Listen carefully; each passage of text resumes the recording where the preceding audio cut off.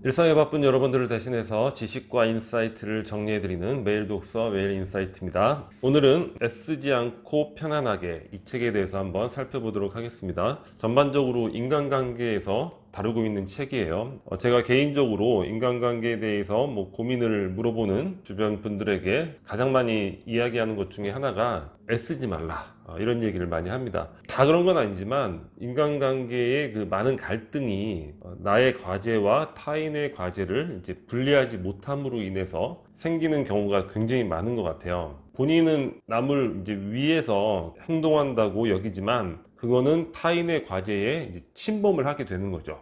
결국엔 어떻게 됩니까? 그 사람이 원하지도 않았는데 왜 그런 것들을 했는가, 오히려 원망을 얻게 되는 경우가 많죠. 그리고 타인의 과제를 또 열심히 자기 것처럼 했던 사람들은 어떻게 됩니까? 거기에 대한 생색이 막 일어나죠. 생색이 일어나면서 인정 욕구가 발생이 되는 거예요. 그러니까 어떤 파괴적 갈등, 이런 것들이 많이 생기죠. 그래서 애쓰지 말라, 애쓰지 않고 편안하게 인간관계를 하라. 그래서 제목이 상당히 책의 내용을 적절하게 핵심적으로 잘 상징하고 있는 게 아닌가, 이런 생각이 듭니다.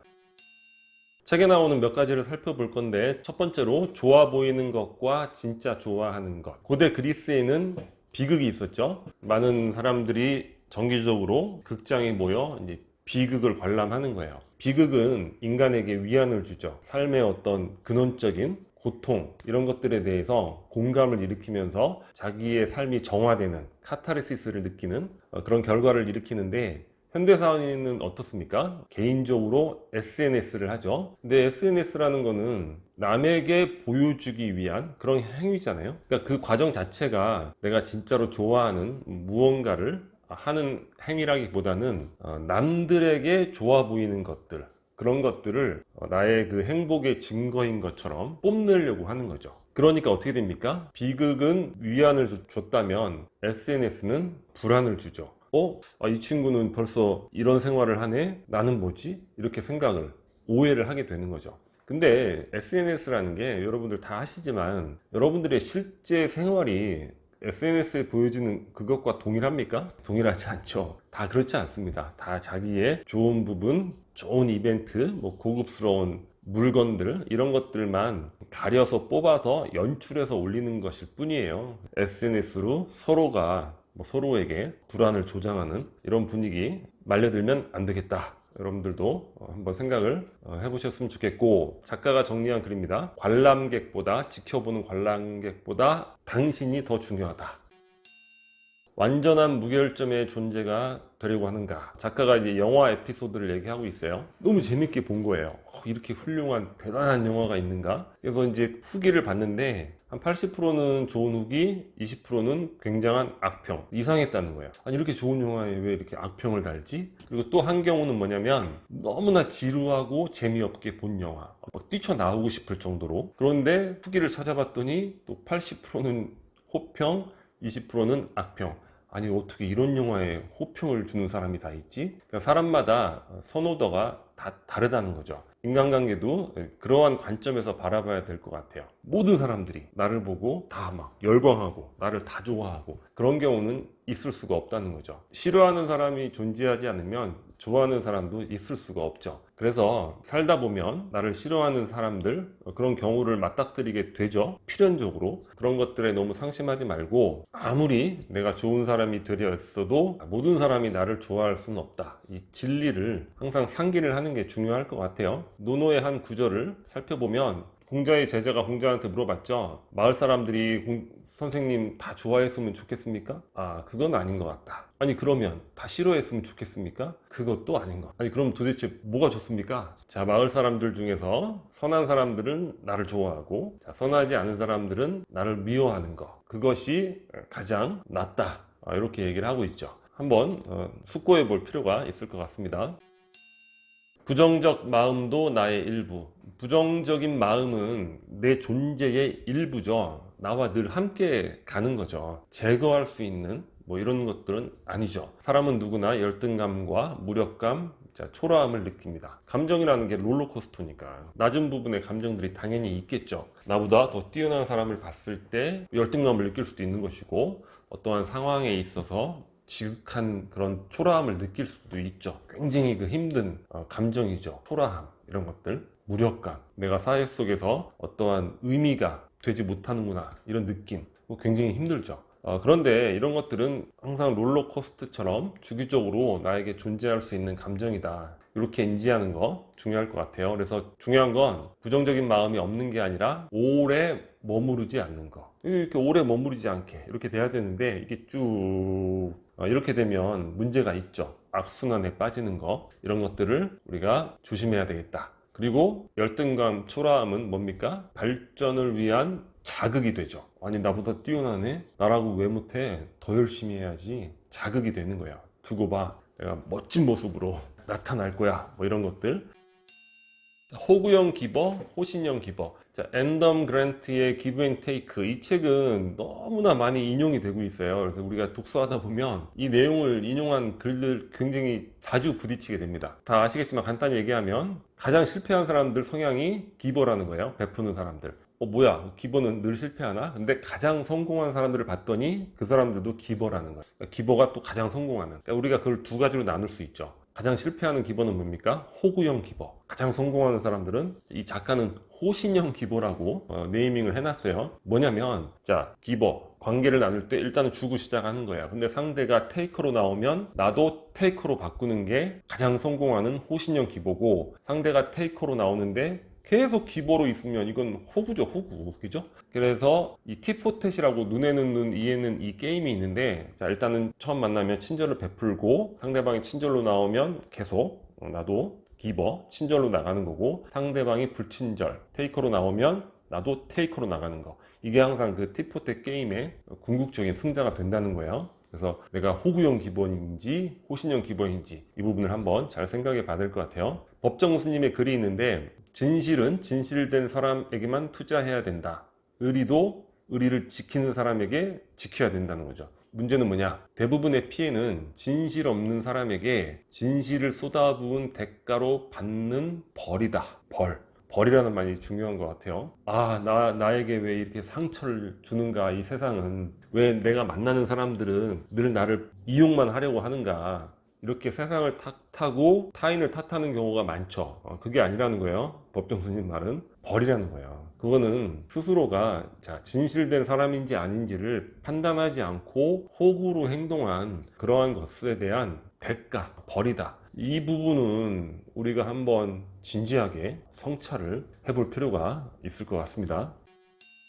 절교, 요즘에 그 관계 정리하는 게 또 유행이라고 작가가 얘기를 하는데, 관계 정리에 딜레마가 있다는 거예요. 왜냐면 관계를 정리하다 보면 마지막에 얼마 안 남잖아요. 그럼 이것도 내가 정리했던 그런 정도로 본다면 또 정리를 해야 돼요, 상황이.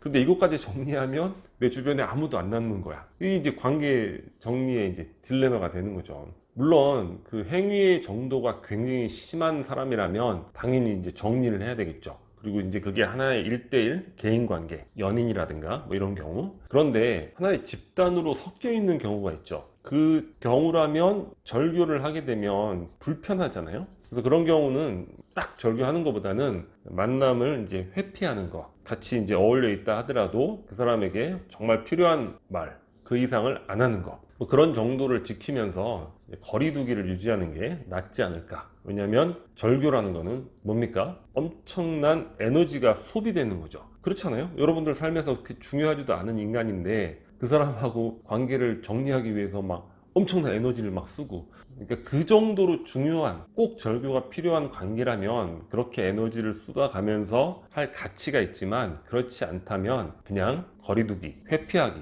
그 정도 수준에서 정리하는 게 낫지 않을까. 그리고 항상 상황은 변하잖아요. 그러다가 나중에 또 서로 또 좋은 관계로 발전하는 그런 경우들도 살아오다 보니까 많이 보게 되는 것 같아요. 상처 주지 않는 삶이란 없다. 제가 옛날에 알베르 까미의 무슨 단편 소설을 봤는데 기억이 안 나요. 그래서 찾아봤더니 찾지도 못하겠더라고요. 뭐냐면 어떤 사람이 남에게 상처 주지 않는 삶을, 그런 것들이 너무 싫은 거예요. 타인에게 피해 주고 상처 주고, 산속에서 무슨 관리인으로 사람과 접촉하지 않고 삶을 살아가요. 그런데도 불구하고 관리인으로서 무언가 남에게 어떤 피해를 주는 일을 할 수밖에 없는 뭔가 어떤 관리직에 필요한 어떤 일이었던 것 같아요. 그러면서 자조하고 독백을 하죠. 타인의 가슴에 날아가는 이런 돌멩이가 되지 않으려 했는데 결국 또 이렇게 될 수밖에 없구나. 그러니까 이 얘기가 뭐냐면 우리는 타인에게 상처 주지 않고 피해 주지 않으려 하지만 그게 온전히 그렇게 될 수가 없다는 거예요. 이 세상 자체가 그렇게 돼 있는 거죠. 그게 사소한 오해가 됐던 상황 속의 오해가 됐던 그런 것들은 늘 생기게 되는 거예요. 그래서 여러분들 상처 주지 않는 삶을 살아야 되겠다. 너무 그런 거에 얽매여서 자기 자신을 괴롭힐 필요는 없다. 이런 생각이 들고 타인에게 받는 상처도 마찬가지입니다. 특히 우리 제3자의 말을 통해서 오해를 하는 경우가 많죠. 이게 또 상처가 되는 경우가 많아요. 근데 그 사람으로부터 대면해서 직접 듣는 경우가 아니라면 그런 거는 그냥 없는 이야기다 이렇게 생각하는 게 좋을 것 같아요.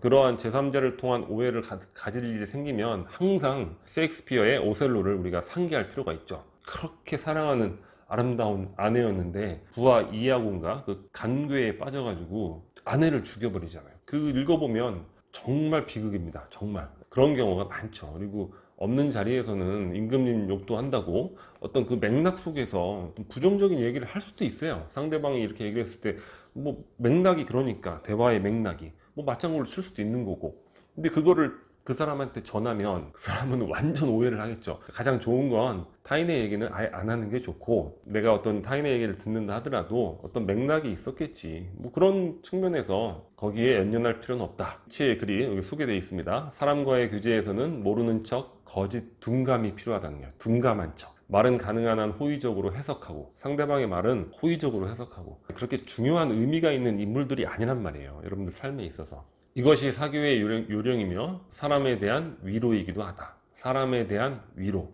중요하죠. 타인에 대한 위로. 뭡니까? 인간 보편의 약함?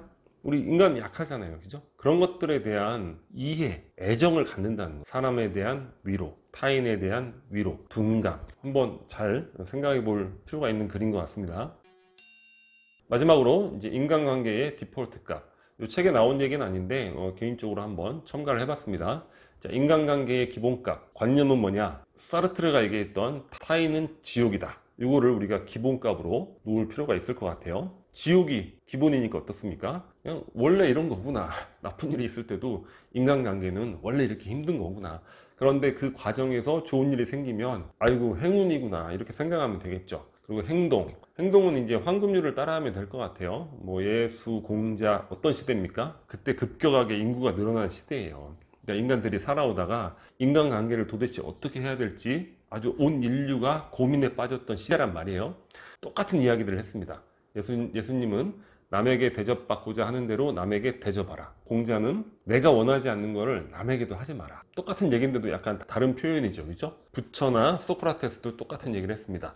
그래서 행동에 있어서는 이 부분을 우리가 내가 대접받고 싶은 대로 타인을 대접하고 내가 받기 싫은 거는 나도 남들에게 하지 않는 거 요거를 행동의 기본값으로 두면 어떨까 이런 생각을 해봤습니다. 자, 오늘 영상은 여기서 마치도록 하겠습니다. 캐리커처가 구독 버튼이고요. 구독과 좋아요 많이 부탁드리겠습니다. 감사합니다.